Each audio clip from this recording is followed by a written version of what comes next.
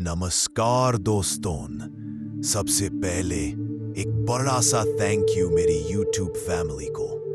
आपके प्यार और सपोर्ट की वजह से हमारी हॉरर कहानियों की जर्नी और भी खास बन रही है।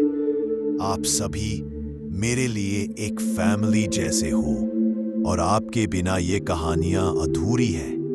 तो चलिए बिना वक्त गवाए आज की कहानी शुरू करते हैं। दोस्तों, अगर आपने पिछले हिस्से को सुना है तो आपको याद होगा आरव और मीरा उस डरावनी हवेली में फंस चुके थे। दरवाजे अपने आप बंद हो रहे थे, अलमारी से खून टपक रहा था और एक काला साया उनका पीछा कर रहा था। लेकिन ये तो बस शुरुआत थी, असली डर अब शुरू होने वाला है। हवेली का पिछला हिस्सा और भी अंधेरा और डरावना था। टूटी हुई खिड़कियों से आती ठंडी हवा ऐसी लग रही थी जैसे कोई अनजाना साया उनकी गर्दन पर सांस ले रहा हो। आरव ने टॉर्च की रोशनी आगे डाली। धुंध इतनी घनी थी कि 5 कदम दूर तक भी साफ दिखाई नहीं दे रहा था। मीरा कांपती आवाज में बोली, आरव, मुझे लग रहा है जैसे कोई हमें देख रहा है। हर कोने से नजरें चुभ रही हैं। आरव ने गहरी सांस ली और बोला, डरो मत, ये हवेली हमें डराने की कोशिश कर रही है, लेकिन मैं सच जाने बिना यहां से नहीं जाऊंगा। तभी अचानक दीवार से किसी औरत की कराह सुनाई दी। क्यों आए हो? क्यों मेरी मौत को फिर से जगा रहे हो? मीरा ने डर के मारे आरव का हाथ कसकर पकड़ लिया। तुमने सुना? ये औरत कौन है? आवाज पास आती गई। सामने की दीवार पर खून से लिखे शब्द उभरने लगे, भागो वरना अगली लाश तुम्हारी होगी। मीरा की चीख गूंज उठी, आरव चलो यहां से। लेकिन आरव वहीं खड़ा रहा। उसकी आंखों में जिद और डर का अजीब मिश्रण था।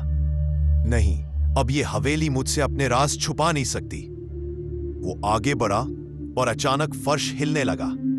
ऐसा लगा जैसे पूरी हवेली उनकी मौजूदगी से गुस्से में कांप रही हो। छत से धूल और टूटे लकड़ी के टुकड़े गिरने लगे। मीरा जोर से चिल्लाई, आरव, ये हवेली हमें जिंदा दफन कर देगी। दोनों भागते हुए हवेली के तहखाने तक पहुंच गए। दरवाजा अपने आप खुल गया, मानो कोई उन्हें अंदर बुला रहा हो।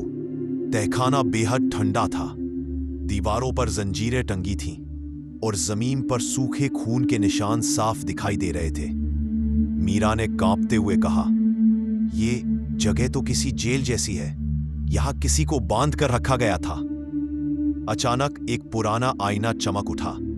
उसमें उनकी परछाया नहीं बल्कि एक औरत की लाश नजर आ रही थी। उसकी गर्दन कट चुकी थी और आंखें खून से भरी थी। आईने से वही औरत बोली, उन्होंने मुझे यहां मार डाला और अब तुम्हें भी वही अंजाम भुगतना होगा। आरव और मीरा पीछे हटे, लेकिन आईने से खून बाहर टपकने लगा। बूंद बूंद फर्श पर गिर रही थी और अचानक पूरा तहखाना खून से भरने लगा। मीरा चिल्लाई, हम डूब जाएंगे। आरव, कुछ करो। आरव ने टॉर्च जमीन पर मारी। तभी उसे एक टूटी हुई लकड़ी की पेटी दिखाई दी। उसने उसे खोला तो अंदर से एक पुरानी डायरी मिली। डायरी पर लिखा था, मालिनी। आरव ने जल्दी जल्दी पढ़ा। उसमें हवेली की मालकिन की कहानी थी। मुझे इस हवेली के लालचियों ने जिंदा दीवारों में चुनवा दिया। मेरी चीखें इन कमरों में गूंजती है।